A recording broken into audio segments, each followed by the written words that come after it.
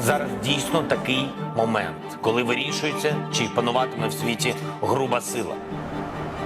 When you pay for gas and oil from Russia, it returns as the striking element or a bullet. This is not just a matter of Ukraine's survival. This is putting our whole international order into question.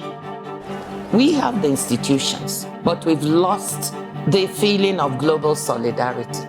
If you don't have that, then you cannot even make these institutions work. Globalization has served the world well, except that we made a big error to pretend that it has worked equally well for everybody everywhere. What is at stake with taxation? It's not bureaucracy, it's not red tape. It's giving our fellow citizens the feeling that globalization can be fair. The protection of values is more important than profit. There's $430 trillion worth of wealth on planet Earth today. There should not be a single child on this planet that goes to bed hungry, much less starve to death. Frontline communities are not waiting for the impacts of climate change to hit in the future. It's happening right now.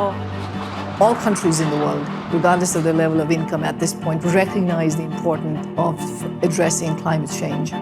We stand on a precipice. No government has the money to be able to solve this problem by itself. We need you. We need the private sector all around the world to step up. You're witnessing an ecopreneur revolution. This is going to be an opportunity because there's so much capital that can be deployed on this incredible new sector. None of us are coming out of this pandemic assuming we're going to go back to 2019. We have to find a new way going forward. Industries and business models are being continuously disrupted. What it really requires is a very, very steady pace of cross-skilling, reskilling, upskilling. Tech really enables all of us to reskill at speed. And what used to be 10, 15 years is now just 5 years. In an organization whose purpose is to deliver on the promise of technology and human ingenuity, you really have to build inclusion into your talent practices every single day. How can you belong in a company or a community if you don't see people like yourself, however you define them?